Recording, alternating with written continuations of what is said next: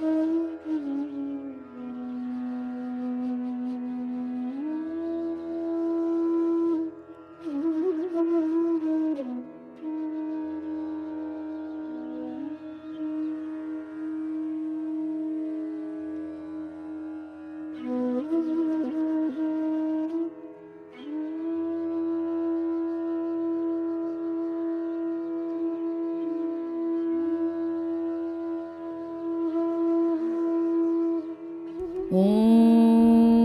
श्री परमात्मने नमः। अथ सप्तमोऽध्यायः ज्ञान विज्ञान योग। आज हम 7वें अध्याय की तरफ चले हैं और 7वें अध्याय में थोड़ा सा पिछले अध्यायों का स्मरण हम आपके साथ पहले बांटना चाहेंगे, उसके बाद 7वें अध्याय पर आगे बढ़ेंगे। तो पहला जो ये तीसरा षटक चालू होगा, पहला षटक जो था वो था कर्मयोग। पहले के जो 6 अध्याय थे उसमें वो कर्मयोग के अंतर्गत आता है। तो उन अध्यायों में प्राचीन परिपाटी के अनुसार प्रथम अध्याय में अर्जुन विषाद योग द्वारा उस विषय का प्रवेश कराया गया था जिसका विवेचन उसके आगे आने वाले अध्यायों में किया जाएगा। उसके बाद भगवान श्री कृष्ण ने पहले सांख्य योग का वर्णन किया और फिर कर्मयोग का विशद विवेचन किया। तत्पश्चात भगवान ने कर्म संन्यास और कर्मयोग दोनों साधनों के द्वारा एक ही फल की प्राप्ति बताई और उसके बाद ध्यान के विषय में बताकर दोनों निष्ठाओं अर्थात सांख्य निष्ठा और योग निष्ठा में उसकी उपयोगिता बताई। इस प्रकार 6 अध्यायों में ग्रंथ के विषय से संबंधित सभी सामग्री का वर्णन किया गया है, परंतु अर्जुन की विशिष्ट जिज्ञासा के उत्तर में मुख्यतया कर्म योग का ही वर्णन किया गया है। इसलिए इस 6 अध्यायों के षटक को कर्मयोग षटक कहा जाता है। ये था प्रथम षटक जो कर्मयोग के बारे में था। अब जो है वो द्वितीय षटक, जो अब 7वें अध्याय से लेकर 12वें अध्याय तक भगवान अपने निज स्वरूप का रहस्य और आत्मा की शक्ति से प्रकाशित प्रकृति का वर्णन करेंगे। साथ ही उस प्रकृति से उत्पन्न सांसारिक प्रपंच का भी वर्णन होगा। अज्ञान से सांसारिक प्रपंच को वास्तविक मान लेने से जिन अनर्थों की उत्पत्ति होती है उसके निवारण के लिए भगवान की भक्ति ही सर्वोत्तम साधन है। इस षटक के अंतिम अध्याय अर्थात 12वें अध्याय में भक्ति योग का निरूपण किया जाएगा। अतः इस षटक को भक्ति योग षटक कहा जाता है। इसके बाद का जो षटक आएगा वो तृतीय षटक है ज्ञान योग। वो 13वें अध्याय से लेकर 18वें अध्याय तक का षटक यद्यपि ग्रंथ में कहे गए सभी तत्वों से संबंधित है तथापि उसमें ज्ञान का बाहुल्य है, अतः उसको ज्ञान योग षटक कहते हैं। तो ज्ञान विज्ञान और अज्ञान, जैसे ऊपर पहले हमने इसको कहा कि भगवान के अनुपम रहस्य के उद्घाटन से चित्त में जो प्रकाश होता है उसे ज्ञान कहते हैं। भगवान की माया शक्ति अर्थात प्रकृति भी भगवान की प्रेरणा से ही कार्य करती है और उस अखंड एक रस ब्रह्म को विविध रूपों में व्यक्त करती है। इसके बोध को विज्ञान कहा जाता है। इस विविध रूपों से उत्पन्न हुए संसार प्रपंच में वास्तविकता का जो भान होता है उसे अज्ञान कहते हैं। उस अज्ञान का निवारण ज्ञान और विज्ञान के प्रकाश से हो सकता है। अतः इस 7वें अध्याय का नाम ज्ञान विज्ञान योग रखा गया है।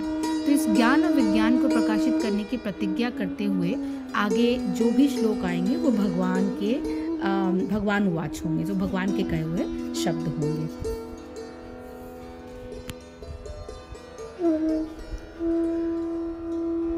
श्री भगवान उवाच मय्यासक्त मना पार्थ योगं युञ्ज मदाश्रयः असंशयं समग्रं मा यथा ज्ञास्यसि तच्छृणु।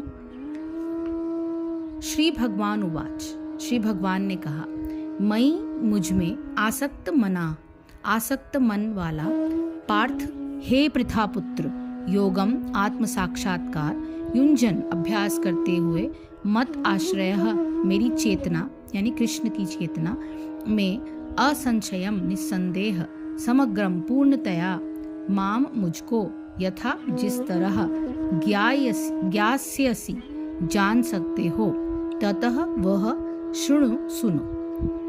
श्री भगवान ने कहा, हे प्रथापुत्र, अब सुनो कि तुम किस तरह मेरी भावना से पूर्ण होकर और मन को मुझ में आसक्त करके योगाभ्यास करते हुए मुझे पूर्णतया संशय रहित जान सकते हो।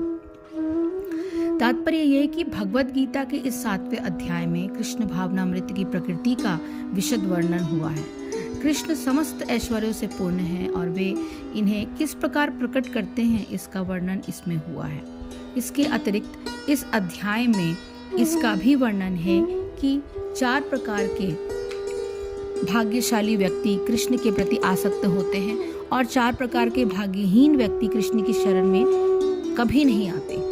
प्रथम 6 अध्यायों में जीवात्मा को अभौतिक आत्मा के रूप में वर्णित किया गया है, जो विभिन्न प्रकार के योगों द्वारा आत्म साक्षात्कार को प्राप्त हो सकता है।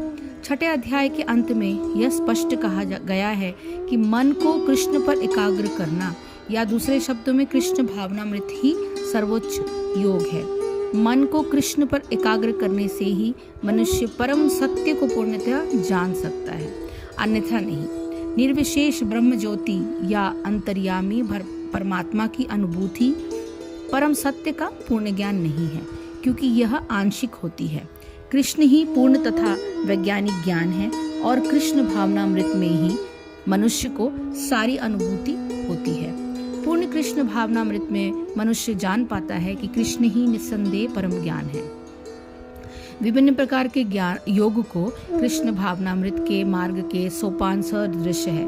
जो व्यक्ति कृष्ण भावनामृत ग्रहण करता है वह स्वतः ब्रह्म ज्योति तथा परमात्मा के विषय में पूरी तरह जान लेता है। कृष्ण भावनामृत योग का अभ्यास करके मनुष्य सभी वस्तुओं को यथा परम सत्य, जीवात्माएं, प्रकृति तथा सात सामग्री समेत उनके प्राकट्य को पूरी तरह जान सकता है। अतः मनुष्य को चाहिए कि 6ठे अध्याय के अंतिम श्लोक के अनुसार योग का अभ्यास करे। परमेश्वर कृष्ण पर ध्यान की एकाग्रता को नवधा भक्ति के द्वारा संभव बनाया जाता है, जिसमें श्रवणम अग्रणी एवं सबसे महत्वपूर्ण है। अतः भगवान अर्जुन से कहते हैं, तत्शृणु अर्थात मुझसे सुनो।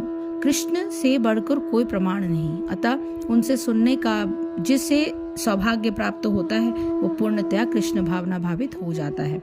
अतः मनुष्य को या तो साक्षात कृष्ण से या कृष्ण के शुद्ध भक्त से सीखना चाहिए, न कि अपनी शिक्षा का अभिमान करने वाले अभक्त से। परम सत्य श्री भगवान कृष्ण को जानने की विधि का वर्णन श्रीमद् भागवत के प्रथम स्कंद के 2 अध्याय में इस प्रकार हुआ है। शृण्वतां स्वकतः कृष्णः पुण्य श्रवण कीर्तनः हृद्यन्तस्थो हृभद्राणि विधुनोति सुहृत्स्तां सताम् नष्ट प्रायेष्व भद्रेषु नित्यं भागवत सेवया भगवत्युत्तम श्लोके भक्ति भरवती नैष्टिकी तदा रजस्तमो भावः कामलोभादयश्च ये चेत एतेरनाविदं स्थितं सत्त्वे प्रसीदति। एवं प्रसन्न मनसो भगवत भक्ति योगतः भगवत तत्व विज्ञानम मुक्त संगस्य जायते।